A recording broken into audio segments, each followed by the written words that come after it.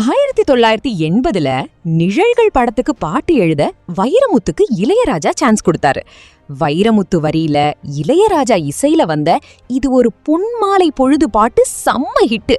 இதனால வைரமுத்துக்கு வாய்ப்புக குவிஞ்சது. இதுவரைக்கும் சிறந்த பாட்டு எழுதுறதுக்காக 6 தேசிய விருதுகளை வாங்கியிருக்காரு வைரமுத்து. அதோட கலைமாமணி விருது, சாகித்ய அகாடமி விருது, பத்மபூஷன் விருதுன்னு எக்கச்சக்கமான விருதுகளை வாங்கி குவிச்சிருக்காரு. அவரு பாட்டு மட்டும் இல்லாம கதை, கவிதை, கட்டுரைன்னு நிறைய எழுதியிருக்காரு. பொதுவா ஒரு கவிஞர் தன்னோட பாட்டு வரிகளை வேற ஒரு பாட்டுக்கு பயன்படுத்துறது சகஜம்தான்.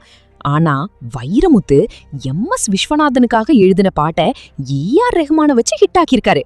இத பத்தி ஒரு நிகழ்ச்சியில கவிஞர் வைரமுத்து பேசினது என்னன்னா, 12 வருஷமா ஒரு பாட்டை எழுதி வச்சிருந்தேன். எம்.எஸ். விஸ்வநாதனுக்கு கொடுத்தேன், திரும்பி வந்துடுச்சு.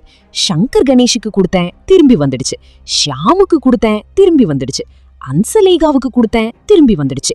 12 வருஷமா எப்படியாவது ஒரு பாட்டுக்கு இசையமைச்சிடணும்னு கையிலேயே வச்சிருந்தேன். சுரேஷ் மேனன் என்ன பண்ணாருன்னா, புதிய முகம் படத்துக்கு அவசரமா பாட்டு வேணும்னு சொன்னாரு. உடனே ஏ.ஆர். ரஹ்மான்ட்டு இந்த பாட்டை எடுத்து கொடுத்தேன். அவர் 10 நிமிஷத்துல இசையமைச்சிட்டாரு. நான் எழுதி கொடுத்து ரஹ்மான் இசையமைச்ச ஒரே பாட்டு அதுதான்.